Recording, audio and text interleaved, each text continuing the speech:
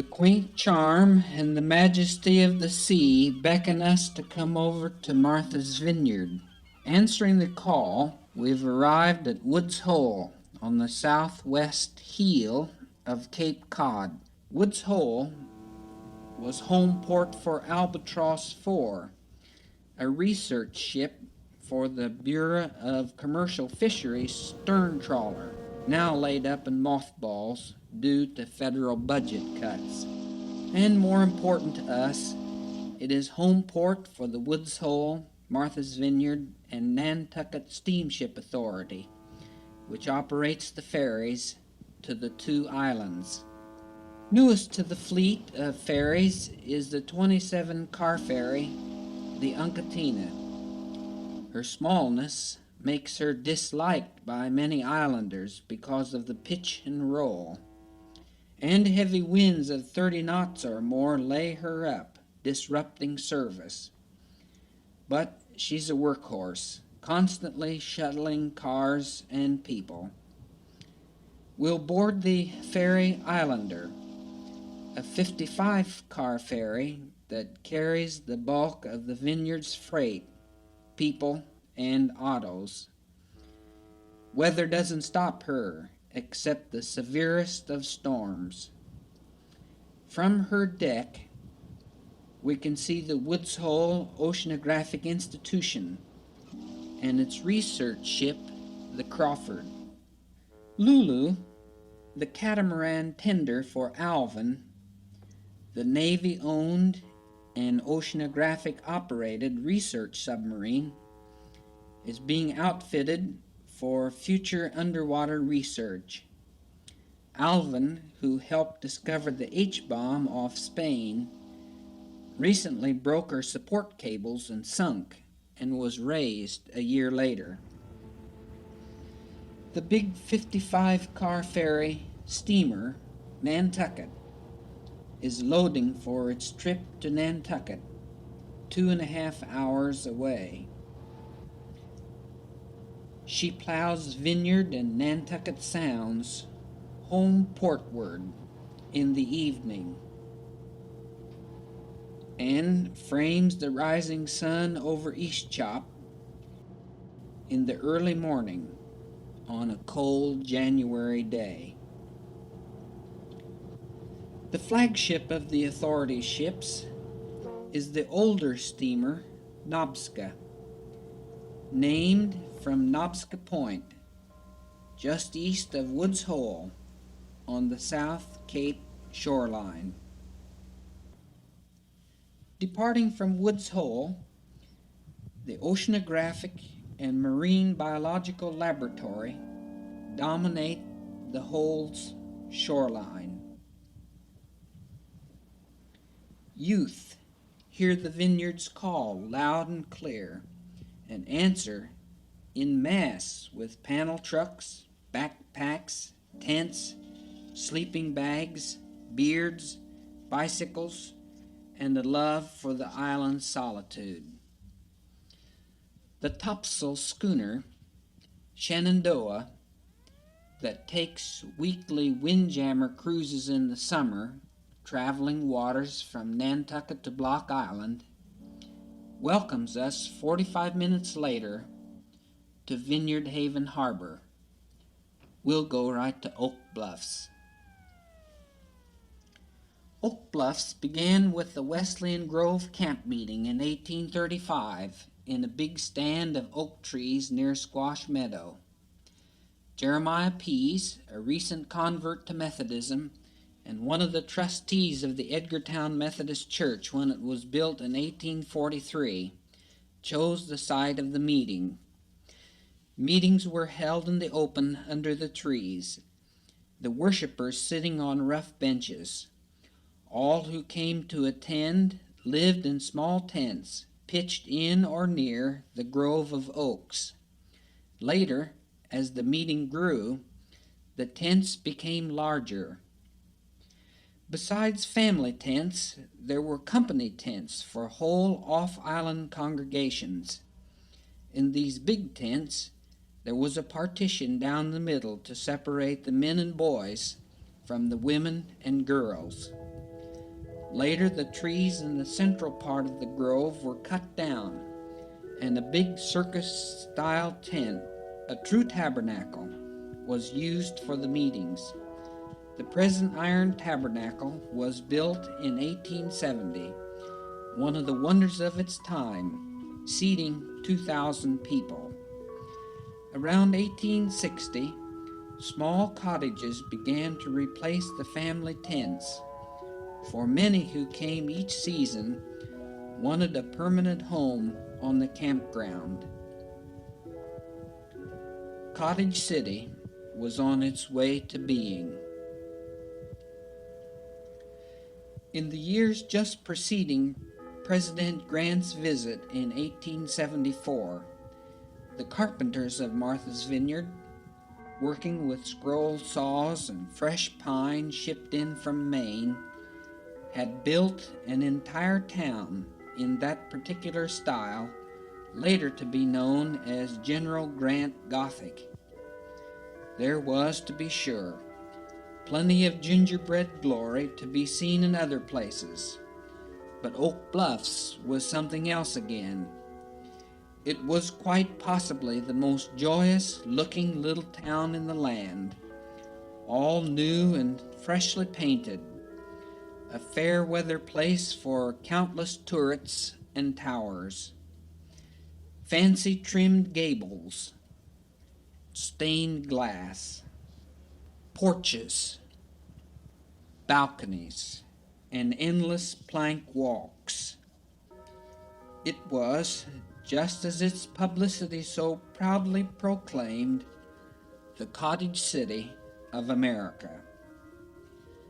Cottages evolved from tents gradually, with perhaps board walls replacing canvas this summer, a porch being added the next, until a full house appeared. At the end of the 1860s, the real boom began. A great many other people besides the Methodists had by then discovered the island's charm, and the islanders recognized that the summer trade might well supplant their all but vanished whaling industry. Within 3 or 4 years, hundreds of summer houses were built at Oak Bluffs, and unlike those across the way at Newport, Rhode Island, these were truly cottages. For all their elegant style, their grandeur, really, they were, with few exceptions, quite small scale, modestly furnished, and remarkably inexpensive. The place was, as one man put it, the delight of the middle classes.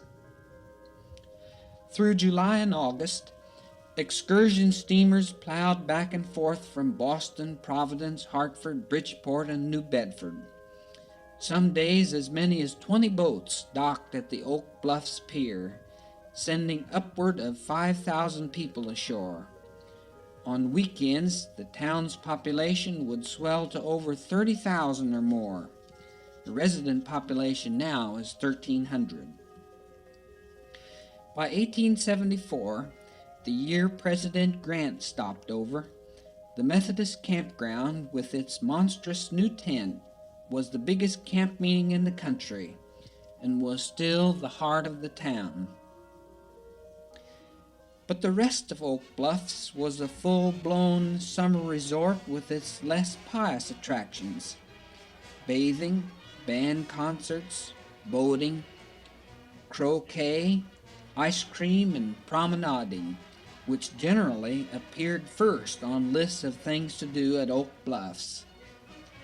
A roller skating rink had been built in a vast frame hotel, the Seaview, which looked like a fantasy palace and which offered accommodations for $4 a day.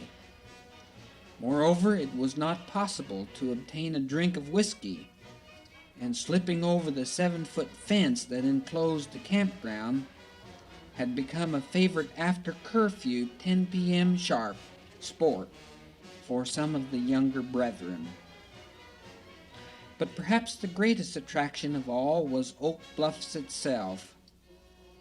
Hundreds and hundreds of people came just to see the houses. Journalists came to look too. One wrote, "The stranger, when he first goes there, is struck by its foreign and bizarre appearance, and yet it is not like any foreign place he has seen." The houses were prized for their diversity of style, for their gay colors, and for the way light played on their varied shapes and surfaces. Nearly everyone seemed to like them, and especially the way their design afforded the passerby an easy view of domestic life inside. "And still the view is more curious in the evening," wrote one visitor, "when every cottage is lighted, and the wide front doors which open directly into the principal room are thrown wide open, and the cottagers are sitting around inside, or on the broad piazzas or balconies." Or on gala evenings, when the fancy-colored Chinese lanterns are hung around on trees and cottages, the scene is really enchanting. Oak Bluffs is pure Hansel and Gretel. Festooning the balconies, porches, and eaves of many a summer cottage is the most elaborate woodwork imaginable, like the paper lace in a bakery shop, fill every corner. The results are tinsel and frosting houses right out of the Grimm's or Hans Christian Andersen.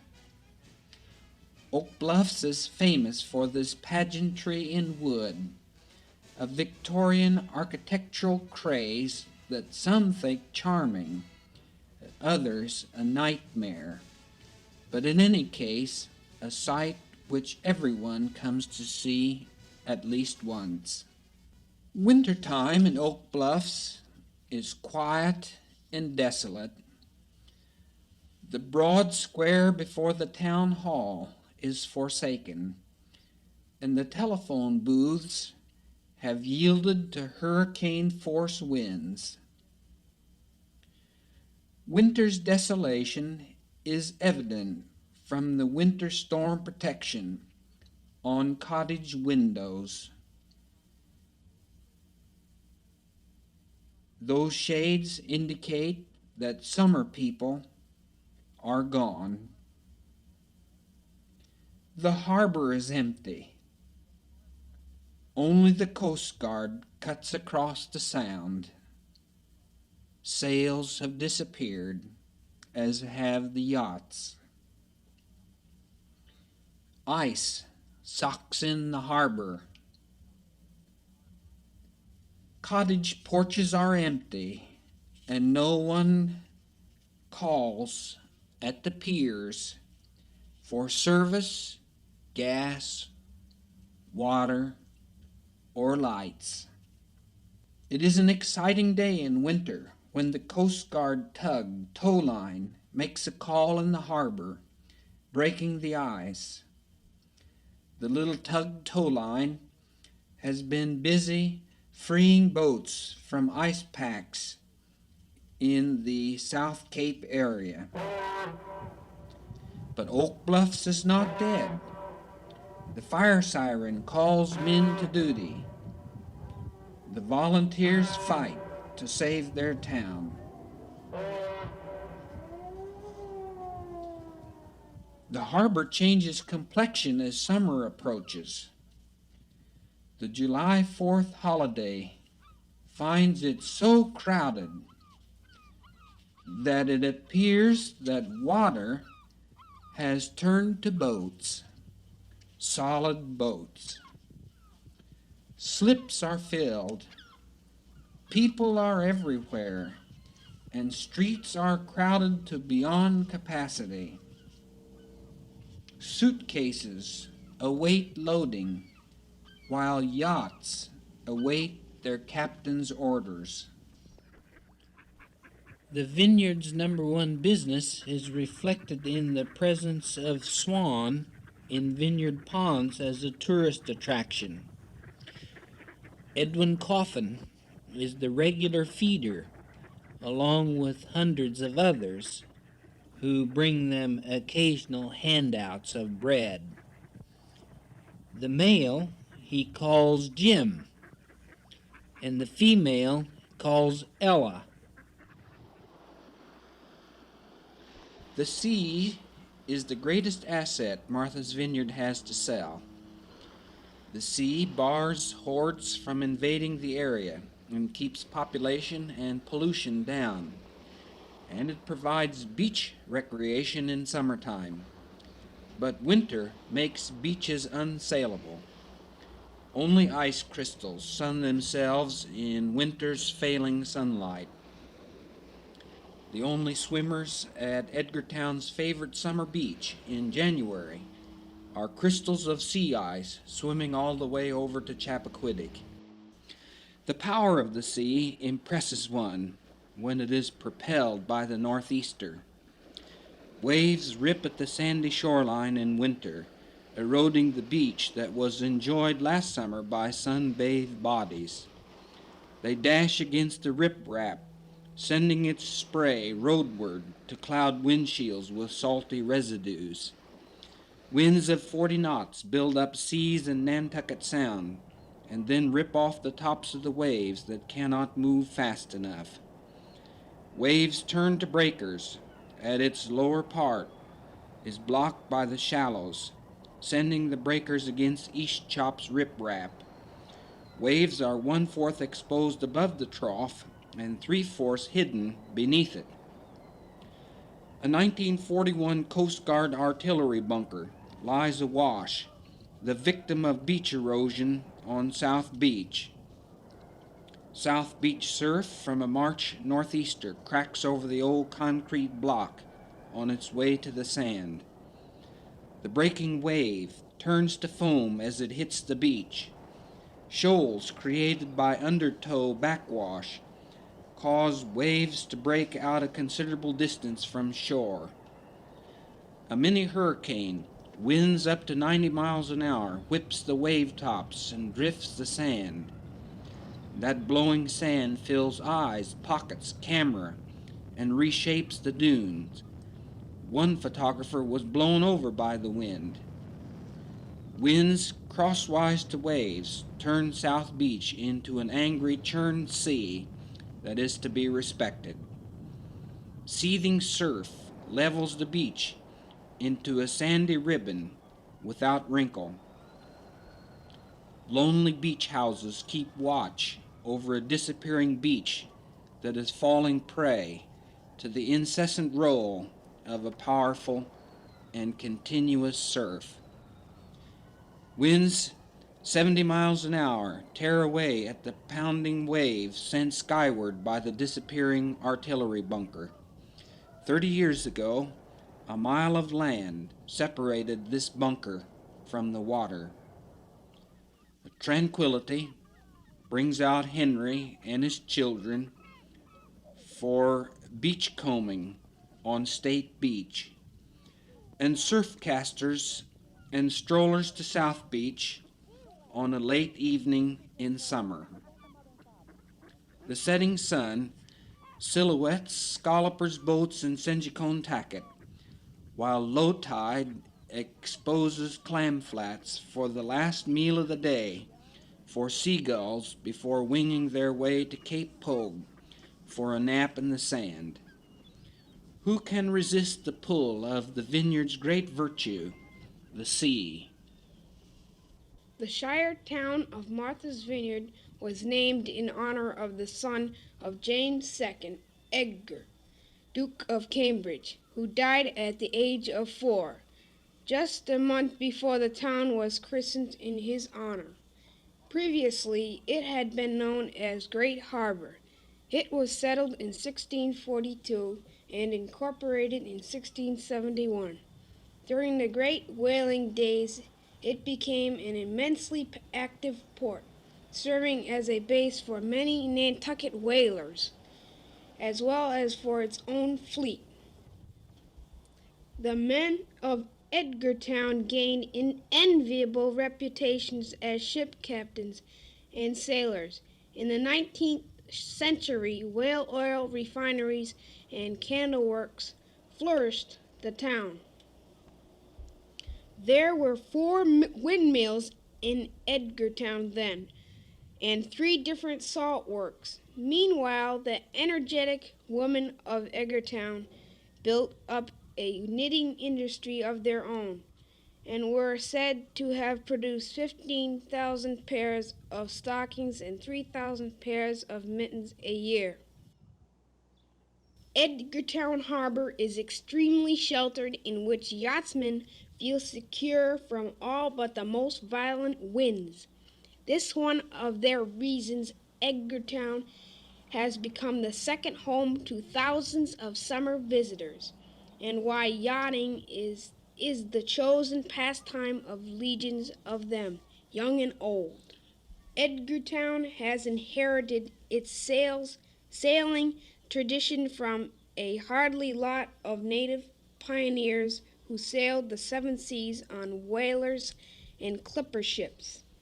As an illustration, there were 5 Edgartown families: Smith, Norton, Ripley, Pease, and Fisher, each of whom had 4 sons who rose to the rank of whale ship master. Captain Joshua Slocum was the man who made the first single-handed voyage around the world in his famous sloop, Spray. He wrote a best-selling book, Sailing Alone Around the World, to tell about it. After his voyage, he settled on the island. When the English came to the island in 1642, they undoubtedly brought with them the knowledge of whaling, and if they did not, they learned from the Indians who had been whaling for centuries. Indians were interested in whale meat, but the English knew they could market the oil, which was extracted by trying out, a process very much like boiling. For the first 120 years after the settlement of the island, all vineyard whaling was shore whaling. A whaleboat with a crew of 6 men would put out to sea when a whale was sighted in the waters. The whale would be harpooned, and then the boat header would try to kill the whale. It was the killing process that produced the Nantucket sleigh ride, a fast boat ride powered by an angry whale trying to escape the harpoon. Whaling voyages became necessary when whales became scarce. The first from Edgartown was in 1765. Vineyard whaling began in earnest in 1816. Whaling voyages became longer, 2, 3 to 4 years. And it was a hard, brutal, and dangerous life. By whaling, there was a chance for a young man to become really wealthy. And the beautiful houses that whaling money built are proof positive that some of those young men did become wealthy. A vessel's share of the trip's profits was usually 40%, with the ship's crew sharing the rest of the lay or profit. A young cabin boy could rise to ship captain in a short while and amass a fortune. One Captain Matthew Poole retired from the sea at 28 years with a fortune of $40,000. One example of this wealth is seen in the old home of Dr. Daniel Fisher, fastened entirely with brass and copper nails. Dr. Fisher stored his whale oil in a storage shed called a fort because of the stone wall around it for protection. He needed a secure place for his whale oil. He held the contract to keep all the lighthouses in the United States supplied with whale oil. Dr. Fisher was by far the wealthiest man on the island of his time. He made some of his money by making loans. And besides being a whale oil merchant, he owned and operated near the waterfront the largest spermaceti candle factory in the world. He was also at one time or another a part owner in most of Edgartown's whale ships, but he came to Edgartown to practice medicine. On South and North Water Street are some of the finest old houses, not just in Edgartown, but in the United States. They were built with whaling wealth by the captains who brought real wealth to the island in the first half of the 19th century. Edgartown was an important whaling port, and at the height of whaling, many, perhaps, or most of Nantucket's whale ships were both outfitted and unloaded in Edgartown. A classic example of that wealth may be seen in the buildings built by the Methodist Society in Edgartown. The third building, built in 1828, had grown too small for the congregation of the society. It was deeded to the town, and a larger meeting house was erected a block away. This building was financed almost entirely by whaling captains, one of whom, John Morse, himself went to Maine in 1842 for the lumber with which it was built. The Neo-Greek design was supplied by Frederick Bailey's Jr., whose artistic talent was responsible for 3 churches and many of the fine homes still scattered about the village. He was the son of the last missionary to the Indians. The auditorium of the church will seat 800, and the tower, 92 feet above the ground, can be seen for many miles at sea. The church was dedicated in 1843, the peak of the whaling period. The tower clock was given in 1889 by Charles Darrow in memory of his grandfather. The Industrial Revolution demanded oil for illumination and lubrication for machinery, and until 1859, whale oil was the only source of oil available.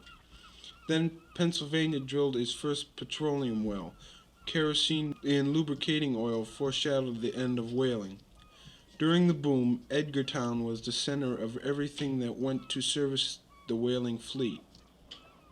Another kind of fame and wealth came upon Edgartown with a tragic accident of Senator Kennedy when he drove off this little bridge in July of '69.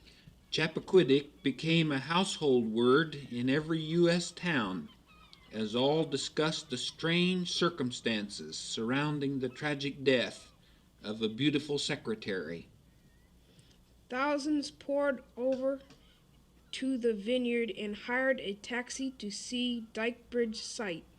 Few of them saw it from under the boom of a sailboat, but it was this same tidal stream into which the black Oldsmobile plunged on that fateful night. The whole world came to Edgartown that next winter to sift through what evidence could be dug up to cast light on the agonizing questions. 3 TV networks with portable offices, reporters from every imaginable paper and magazine, and the senator himself had to appear to tell his version to Judge James Boyle. Everyone was watching, everyone was listening, but the red walls and white doors of Dukes County Courthouse revealed no secrets. Only rumors were whispered, written down, taken to telephones or teletypes inside the beautiful old church of whaling days, to be transmitted out to the waiting, pondering, disappointed world. Another asset of the Vineyard comes from its surrounding sea, and that is pleasure yachting. West Chop Light guided hundreds of commercial coasters at the turn of the century. Now its light is seen mainly by ferries and pleasure yachts and fishing draggers. The green light of East Chop marks the second of the 2 chops, or jaws, of the Vineyard Haven Harbor. Telegraph Hill was one station in a semaphore system between the mainland and Nantucket, to announce the arrival of Vineyard and Nantucket whale ships from their long villages. The red Edgartown light stands watch over the opening between Edgartown and Chappaquiddick. Dozens of yachts of the New York Yacht Club pour out of the harbor during their summer cruise past the lighthouse on their way to Nantucket, 25 miles to the east. Their layover in Edgartown is one of the exciting points in the Vineyard yachting season.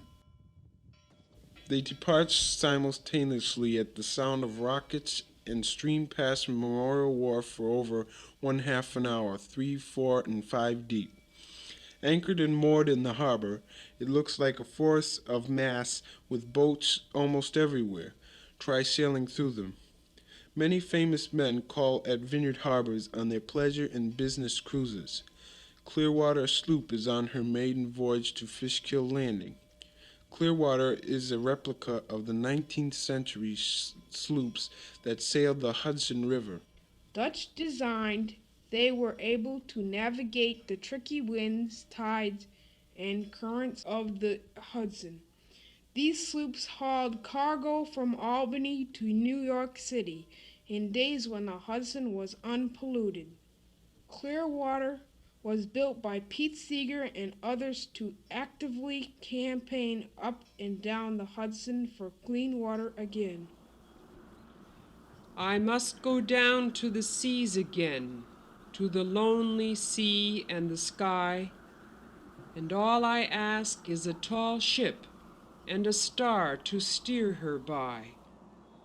And the wheels kick, and the wind song, and the white sails shaking, and a gray mist on the sea's face, and a gray dawn breaking. I must down to the seas again, for the call of the running tide is a wild call, and a clear call that may not be denied. And all I ask is a windy day, with the white clouds flying, and the flung spray, and the blown spume, and the seagulls crying. I must down to the seas again, to the vagrant gypsy life, to the gull's way, and the whale's way where the wind's like a whetted knife. And all I ask is a merry yarn from a laughing fellow rover, and a quiet sleep, and a sweet dream when the long trick's over. Pleasure boats crowd Oak Bluffs harbor, awaiting their captain's command to rig and cast off, letting the wind fill the sails and silently move away from the mooring. On a port tack, the rigging is checked while having a look at yachts. With sails filled, slightly heeled, Omu is ready to head out the jetties to open sea, where the Island Queen passes on the port side. Tied up again, the Island Queen from Falmouth makes another call to Oak Bluffs. Another kind of Falmouth visitor calls at Oak Bluffs, a commercial tug on a Sunday afternoon pleasure cruise. The surrounding sea produces another kind of wealth, marine life, marketable life, fish, shellfish. Italians like mussels in the dragnet and bagged for shipment. The drag can bring up finfish, and a sharp knife makes filleting easier. Quahogs are a bivalve shellfish that buries itself in the mud and sucks in and discharges water from which it absorbs nutrients of phytoplankton. To dig them, these fishermen use a pump to wash away the mud and then scoop up the quahogs in a rake. The scallop is also a bivalve clam that lives in tidal ponds and bays and is commonly called the bay scallop. They are commonly caught by a drag which is emptied onto the orange culling board to be sorted out. The adults are basketed, and the seed, or younger ones, are thrown overboard. Starfish and conchs are brought ashore to be destroyed because they feed on the shellfish. Scalloping is done from November to April. Adults give off spat or seed in summer and then die about a year later. Harvest only takes the adults about 6 months after they lay the new set or seed. Only the small mussel, the size of a dime to a quarter in diameter, is eaten. The rest goes to the seagulls, and shells are used for driveways. Elementary schools are operated by 5 of the 6 vineyard towns, and all cooperate at the high school level. Now, what kind of people live on Martha's Vineyard? Herbert is island-born and lives by building houses and renting the same in the summer season. And his winter-tanned wife tells you what some islanders do for a vacation. Go to another island, of course, St. Thomas. Her sister is a dedicated mother and helps with the Chilmark post office. The 2 girls' mother is a fisherwoman and caught the largest bluefish in the fall fishing derby. It was the largest caught in 25 years and weighed 19 pounds, 14 ounces. Helen retired to the vineyard from a busy life in New York City. Curly is the Chilmark postmaster and is nicknamed Super Squid for his ardent interest and his own invented tackle for catching squid. Barbara is a mother and housewife. Now, these are not everyone, but they are 7 who live in Chilmark, publicly symbolized by a town hall, a center, post office, school, and church. The church's steeple towers 75 feet and enjoys a view of the south shoreline eastward and westward of Menemsha Bight and Gay Head. Gay Head is the western tip of the island and is marked by the Gay Head Lighthouse, which sends out 3 white beams and 1 red. Gay Head was the home of Amos Smalley, a Gay Head Indian, the only man to ever harpoon a white whale, so he is said to have harpooned Moby Dick. The cliffs of Gay Head are a great tourist attraction because of the multicolored layers of red, blue, and gray clays. The ocean and rain have exposed these very ancient strata, colored by various minerals. Fossils abound in the clays, which are millions of years old. And the same forces that created the cliffs will, in time, destroy them. The beach beneath the cliffs is a favorite hike and gives the best view of the clay colors. Extending out from Gay Head is a treacherous ridge of rocks, Devil's Bridge, which is respected by sailors. The most famous wreck on the ridge was the City of Columbus, January 18, 1884. The City of Columbus, en route from Boston to Savannah, went down with 121 lives in the bitter, cold, rough sea and high winds. No suitable explanation for the wreck was ever made. Our beckonings have ended. Aboard the Islander, we wave farewell to our island friends, now left all alone on the Vineyard Haven dock.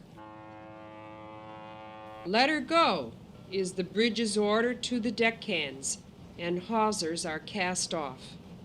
Bells ring in the engine room, and the props begin churning the green sea.